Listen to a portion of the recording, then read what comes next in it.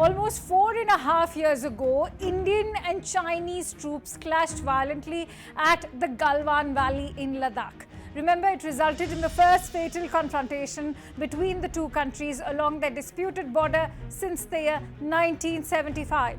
Now, with Xi and Modi set to meet for their first bilateral in Kazan in 5 years, the big question is the India-China standoff in the Himalayas appearing to be reaching an end? On Monday, India's Foreign Secretary Vikram Misri confirmed to the press that an agreement has been arrived at on patrolling arrangements along the line of actual control in the India-China border areas, leading to disengagement and a resolution on the issues that had arisen in these areas in 2020. Interestingly, the timing of this announcement was significant.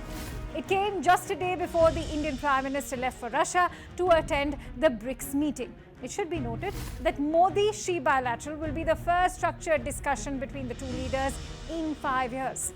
The last time Indian Prime Minister Narendra Modi and Chinese President Xi Jinping met for an informal summit was in Mahabalipuram in October 2019.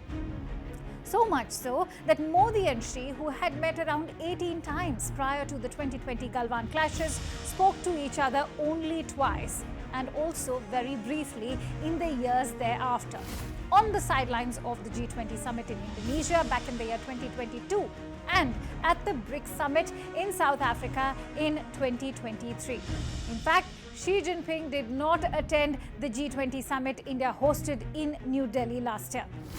So why have India-China relations been frosty in recent years? Let's give you a quick recap of what happened in 2020. In April till May of 2020, soldiers of China's People's Liberation Army intruded in large numbers into areas that were traditionally claimed and patrolled by the Indian Army.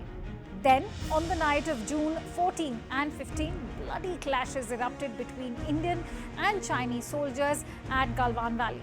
That face-off triggered a rapid deterioration in bilateral relations. Tensions along the entire LAC, their de facto border, spiraled, and the two sides quickly stepped up deployment to around 50,000 to 60,000 troops each and built up their military infrastructure along the border. Since the Galwan clashes, there have been multiple rounds of meetings between Indian and Chinese representatives, including both diplomatic and security establishments as well as their military commanders. Both sides have revealed little of what transpired at these meetings, but it did seem that things were not going in India's favor during the talks.